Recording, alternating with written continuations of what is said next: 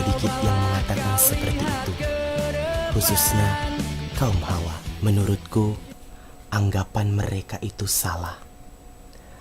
Karena aku merasa diriku perempuan. Perempuan yang terperangkap di dalam tubuh laki-laki. Sering batinku tersiksa apabila mengingat ini semua. Sehingga aku memutuskan untuk menjadi waria.